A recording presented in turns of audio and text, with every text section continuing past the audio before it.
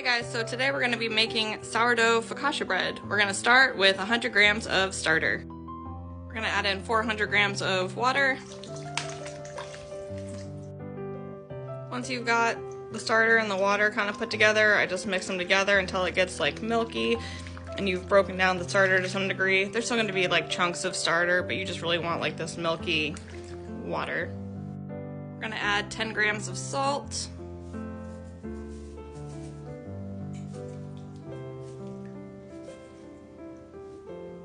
And lastly, we're going to add 500 grams of flour. This is the flour I like to use. So once all the flour is added, we're just going to start combining it into the water until it comes together. Okay, now I've got it all combined. It's kind of a wet dough, which is what you want since it's a focaccia and you're not making like a proper loaf. But now that you've got it combined, I'm going to go ahead and cover it up and we're going to leave it for 2 hours and then I'll start my stretch and folds. So it's been 2 hours and I'm starting my first set of stretch and folds. This dough is very like wet and loose, and again you want that because it is a focaccia, not a regular sourdough dough. I'm going to do my first round of this, give it 30 minutes, do it again, and we're going to do it for a total of 4 times. So it's time for my fourth and final stretch and fold.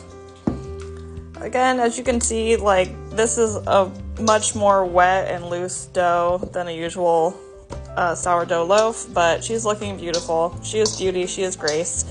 I'm gonna finish up this round and then I'm gonna cover it and leave it for probably 4 or 5 hours is what I'm guessing it'll take. You basically just want to leave it until the dough doubles in size and then we'll move it into our pan.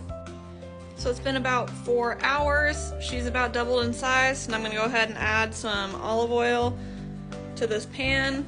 We're gonna get it all spread around. We're gonna put the dough in here and kind of roll it in the olive oil. So once it's in here, you're gonna just kind of give her a little toss in the olive oil. I know. Get it kind of covered.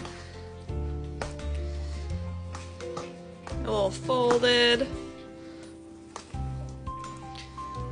And then I'm gonna leave this covered on the counter for probably another 2 or 3 hours, and it should spread out and end up taking up this whole dish. Okay guys, time has elapsed, and this whole time I was actually making 3 batches of this bread. So they've all kind of spread out. This one hasn't quite reached the corners, so when I do the dimpling, I'm gonna make sure I push it into all the corners. Something to keep in mind, I've made some toppings here, so I've got rosemary from the garden, some atoy onions from the garden, some feta, garlic, and all of that is coated in olive oil. Same with over here, I've got some of the atoy onions and tomatoes from the garden, as well as some garlic and some Parmesan cheese, and it's all coated in oil. You're going to use the oil to drizzle on top of your dough, so, you know, like so. Get a little on your hand, and then you're going to do the dimpling, and then you're going to put your toppings on top of your focaccia, but you want to make sure that those toppings are coated in oil because otherwise they're more likely to burn. So it's all dimpled, toppings are in place. This one's just a seasoning mix, and I'm going to put them in the oven at 400 for 20 minutes and then start watching it and see how they turn out. So they ended up being in the oven for about 50 minutes, probably just because I had all 3 in there and not just one.